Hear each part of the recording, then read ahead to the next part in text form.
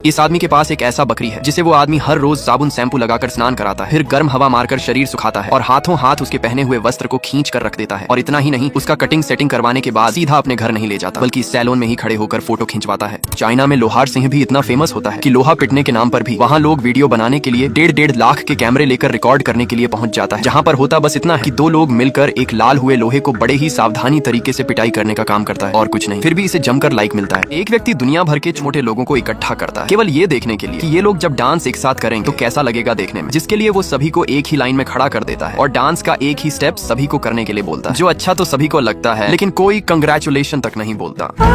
वो बंदा अपनी वाली से मिलने के लिए बड़े ही शान से चश्मा लगाकर जा रहा होता है, तभी उसकी मुलाकात इस पुलिस वाली से हो जाता है, जिसे देखकर वो तुरंत डर जाता है, पर फिर भी वो हिम्मत करके उसके पास जाता है, जहाँ पर वो पुलिस वाली मैम उससे ज्यादा कुछ तो नहीं कहती, पर हाँ इतना जरूर कहती है कि हेलमेट आप लगाकर जरूर चलिए। ये बात सुनते ही वो बंदा हेलमेट तुरंत लगा लेता है। इतना डिसिप्लिन तो मैंने स्कूल की सुबह वाली असेंबली में भी नहीं देखा। जरा इन कुत्तों की क्लास तो देखो, कैसे सब लाइन में अपने नाम का इंतजार कर रहे हैं। सबसे पहले आई ये दो भाई, पर ये क्या, आते ही शुरू हो गई कुश्ती। मालिक ने तुरंत डांट लगाई, चलो भाई वापस अपनी जगह पर, अब बारी है चाउची की। ये देखो कितना आज्ञाकारी है, बुलाया और तुरंत हाजिर। और ये मी शू तो बिल्कुल रॉकेट की रफ्तार से आया। दोस्तों आपने रेस तो बहुत सारी देखी होंगी, पर ये दुनिया का इकलौता ऐसा रेस है जिसमें दौड़ने वाले को झुकना नहीं बल्कि सीधे खड़े खड़े ही इस तरीके से दौड़ना होता है। अगर कोई झुककर दौड़ने की गलती करेगा तो रेस खत्म होने के बाद भी वो जीत नहीं पाएगा, क्योंकि उसे डिस्क्वालीफाई कर दिया जाए। इसलिए सभी लोग इज्जत के साथ एक्शन में जब दौड़ता है तो कदम से कदम मिलता हुआ नजर आता है। वो बंदा जब भी साल 6 महीने में एक बार इस रास्ते से गुजरता है तो अपनी वाइफ को खाना लेकर रास्ते में बुलवाता है और उनके हाथों की सुंदर सुंदर खाना बड़े ही दुख पूर्वक लेता है, क्योंकि खाना लेने के बाद जो बिछुड़न होता है वो बड़ा ही दुखदायी होता है, पर फिर भी वो ले लेता है और बड़े ही चाव से खाता है, लेकिन उसे कोई लाइक नहीं करता।